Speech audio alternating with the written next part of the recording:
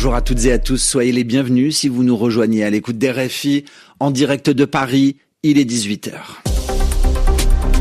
Le journal en français facile. Adrien Delgrange. Il est 16h en temps universel et à Bamako, nous sommes le mardi 26 mai. Au sommaire de cette édition, au Liban, pour la première fois, Israël appelle à évacuer la ville de Nabatiyeh, grande ville du sud Liban. Notre correspondant nous attend. Au Sénégal, 4 jours après avoir été renvoyé par le président Bassirou Diomaye Faye, Ousmane Sonko a été élu ce matin président de l'Assemblée nationale. Dans ce journal aussi, sur une grande partie du continent européen, une chaleur intense et inédite s'abat. Un dernier mot de tennis. À Roland-Garros, le jeune Français Moïse Kouamé a fait une entrée fracassante dans ce tournoi en battant l'ancien numéro 3 mondial Marin Cilic. Dans un instant, nous nous intéresserons à la Française Loïse Boisson qui vient d'entrer en lice. Voilà pour les titres, soyez les bienvenus. Mais commençons ce journal au Mali, où l'on prépare en ce moment la Tabaski, comprendre la fête du mouton. Cette grande fête musulmane est appelée aussi l'Aïd el-Kébir dans les pays arabes. Cette année, le blocus de Bamako complique grandement l'organisation de la Tabaski. Les djihadistes empêchent les marchandises d'entrer dans la capitale malienne. David Bachet, bonjour. Bonjour Adrien, bonjour à tous. Une situation très difficile à vivre pour les familles. Et aussi pour les éleveurs, acheminer ces moutons à Bamako, les amener dans la capitale malienne, c'est beaucoup de difficultés et le risque de tout perdre à cause des djihadistes, explique un économiste malien.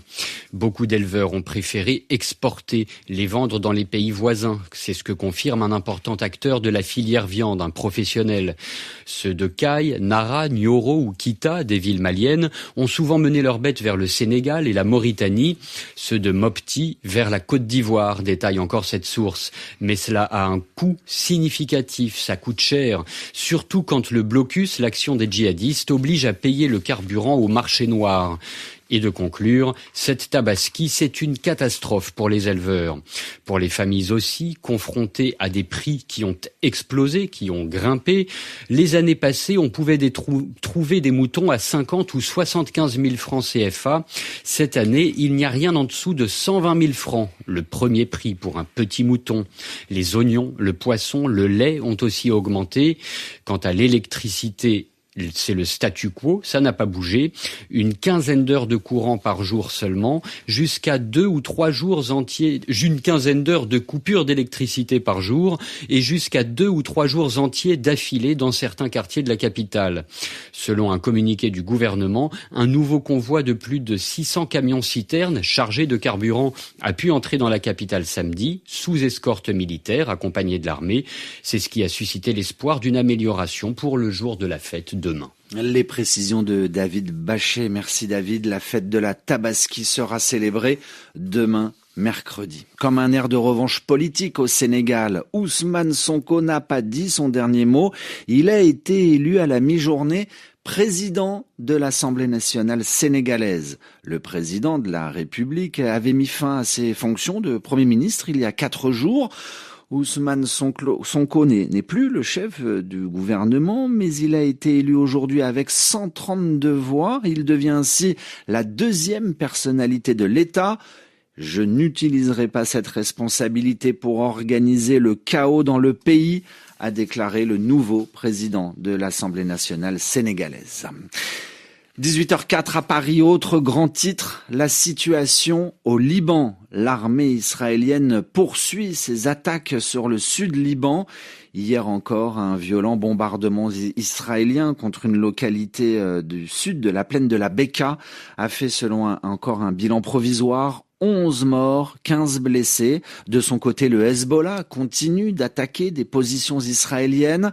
Nous retrouvons en direct du Liban Paul Khalife, bonjour.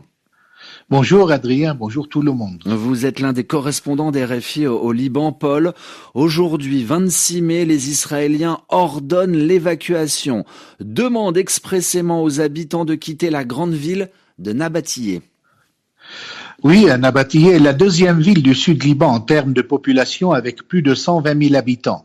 Lors de la guerre de 2024, le célèbre souk, le marché historique, avait été presque entièrement détruit. Les dégâts sont encore plus importants aujourd'hui. Des quartiers résidentiels ont été démolis et sont désormais inhabitables. Nabatieh fait partie des 4 plus grandes villes du sud Liban ciblées par Israël. Khiam, qui comptait une trentaine de milliers d'habitants, est située à 6 kilomètres de la frontière, face à la localité israélienne de Metoulla. Elle est totalement détruite et vidée de sa population. Bint Jbeil, à 5 kilomètres de la frontière, dans le secteur central du sud Liban, a été le théâtre de combats rapprochés acharnés. Après son occupation, dans la deuxième moitié d'avril, les Israéliens ont procédé à des destructions systématiques à l'aide d'explosifs ou de bulldozers lourds, ces fameux D9. Il ne reste plus aucun des 30 000 habitants.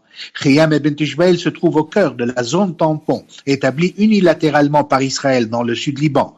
Elles sont en grande partie rasées. La ville côtière de Tyr, elle, n'est pas inclue dans cette zone.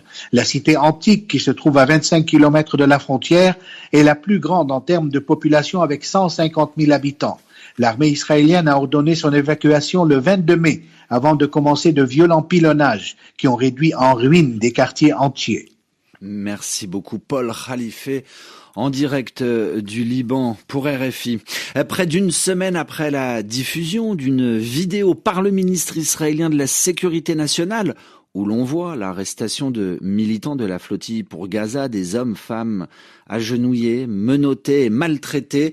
Eh bien, une semaine après, nous apprenons cet après-midi que le Premier ministre Sébastien Lecornu a annoncé devant les députés français la possibilité de porter l'affaire en justice. Puisqu'il s'agit de ressortissants français, nous n'excluons pas une saisine de notre propre justice sur l'ensemble des agissements tels qu'on a pu les constater sur cette vidéo. Car par définition, on ne peut pas s'en prendre à des citoyens français en toute impunité et sans réaction. Enfin, il est indispensable d'aller plus loin dans les mesures de sanction, notamment parce que c'est le cadre opérant et utile qu'est le cadre de l'Union européenne. Des propos recueillis par Brieux Baucher. Une bonne partie de l'Europe frappée par des températures de l'air très élevées pour la saison.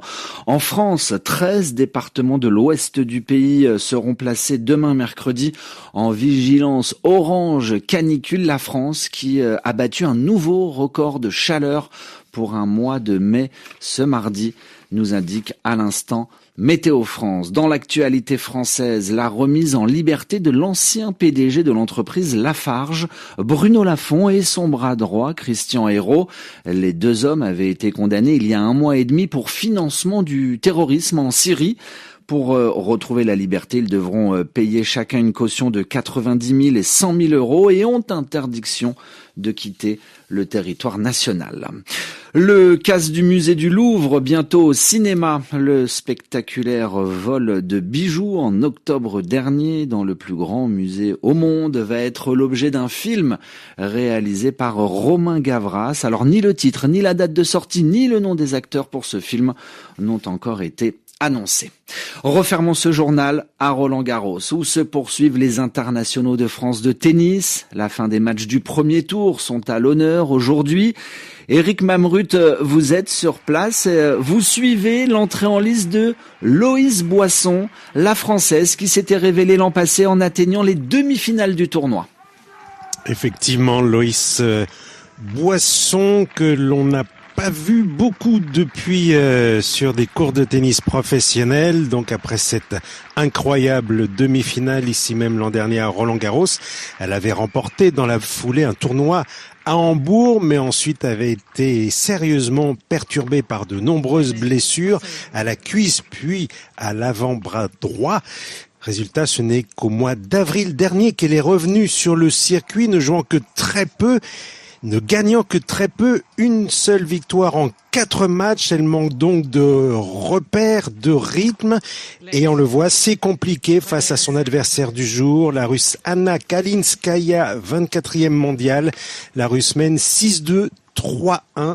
C'est compliqué pour les Boissons. Éric Mamrut pour nous faire vivre ce tournoi de tennis de Roland-Garros. RFI à Paris, 18h10.